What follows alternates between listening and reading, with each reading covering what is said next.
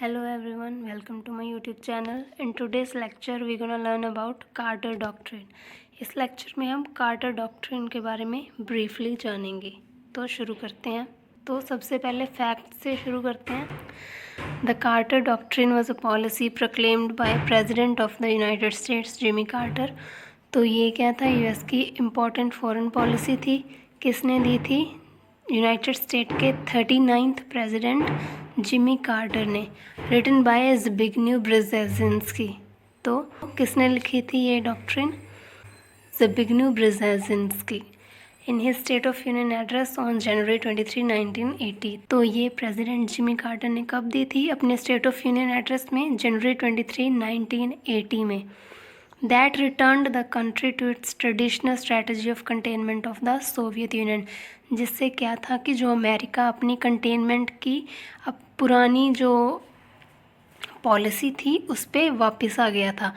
पहले इससे पिछले डॉक्ट्रिन में हमने देखा था कि अमेरिका ने कोल्ड वॉर में ठहराव लाने के लिए कदम उठाने शुरू कर दिए थे, फॉर एग्ज़ाम्पल डिटेंटे. लेकिन अब क्या हुआ? कार्टर डॉक्ट्रिन के ज़रिए अमेरिका जो था वो अपनी कंटेनमेंट की पॉलिसी पे वापस आ गया था. तो नेक्स्ट है, it was a response to Soviet Union intervention in Afghanistan in 1979 and it was to deter Soviet Union the United States cold war adversary from seeking hegemony in the Persian Gulf.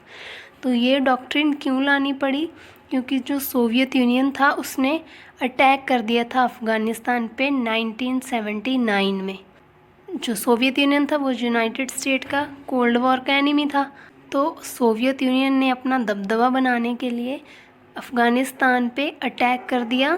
तो America को लगा कि कहीं ये Persian gulf पे भी अपनी hegemony ना इस्टेब्लिश कर ले, इसीलिए ये डॉक्ट्रिन लानी पड़ी. तो इस डॉक्ट्रिन का कंटेंट देख लेते हैं हम.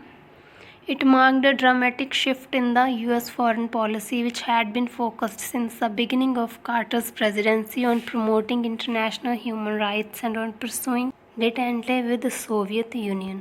तो जो यूएस की फॉरेन पॉलिसी थी वो कार्टर की प्रेसिडेंसी के शुरू से ही ह्यूमन राइट्स और डिटेंटे को परस्यू कर रही थी, कोल्ड वॉर में शांति लाना चाहती थी.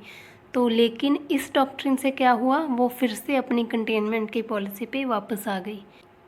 In his speech, Carter declared that the United States would employ military force against any country that attempted to gain control of the Persian Gulf region. तो प्रेसिडेंट जिमी कार्टर ने clearly बोला अपनी speech में कि अगर कोई भी country कोशिश भी करती है पर्सियन गल्फ पे अपना कंट्रोल इस्टेब्लिश करने की, तो अमेरिका उसके खिलाफ मिलिट्री फोर्स का भी अगर यूज़ करना पड़ा तो करेगा. द ओरिजिनल जो वर्ड्स थे हम वो भी देख लेते हैं. Let our position be absolutely clear, कि हमारी जो पोजीशन है हम बिल्कुल क्लियर कर देते हैं. An attempt by any outside force to gain control of the Persian Gulf region will be regarded as an assault on the vital interest of the United States of America and such an assault will be repelled by any means necessary including military force.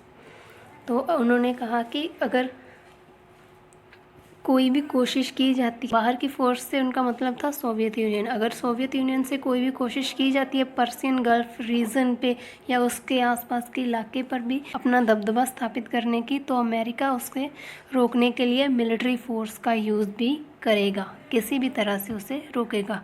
अब एक important बात ये भी है कि Persian gulf इतनी important क्यों थी अमेरिका के लिए?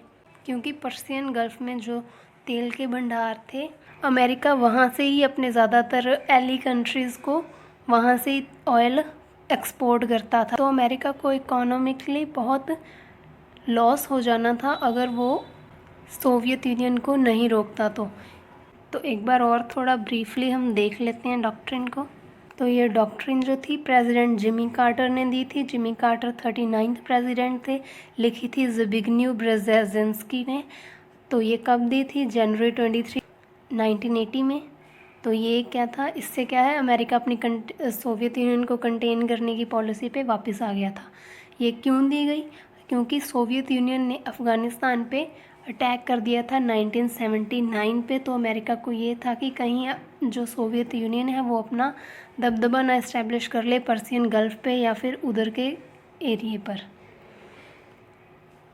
इससे क्या हुआ, अमेरिका की फॉरेन पॉलिसी में एक बड़ा चेंज आया, क्योंकि इससे पहले जो जिमी कार्टर थे वो ह्यूमन राइट्स और डिटेंटे को प्रमोट कर रहे थे, लेकिन इससे क्या था, वो अपनी पुरानी पॉलिसी पे वापस आ गए थे।